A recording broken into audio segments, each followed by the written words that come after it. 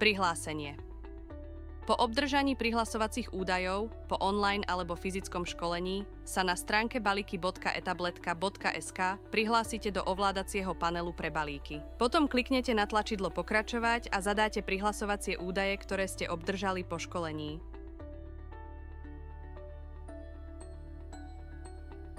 Zdravíme vás z e-tabletky. Toto je krátky videonávod k obsluhe aplikácie pre výdajné miesto. Tlačidlo Očakávané. V tejto sekcii sa nachádzajú všetky balíky, ktoré sú aktuálne na ceste k vám. Prijať balík. Toto tlačidlo je určené na prijatie balíka na výdajné miesto. Po jeho stlačení vám systém umožní načítať čiarový kód cez čítačku čiarových kódov, alebo máte možnosť číslo balíka zadať manuálne opísaním z krabice.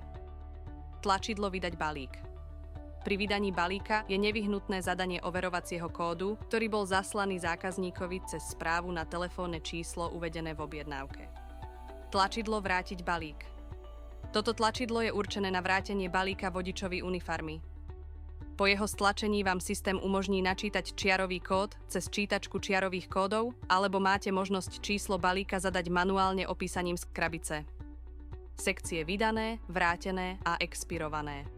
Tieto tri sekcie slúžia na uchovávanie histórie všetkých objednávok, rozdelených podľa ich aktuálneho stavu. V prípade otázok nás kontaktujte na podpora@etabletka.sk.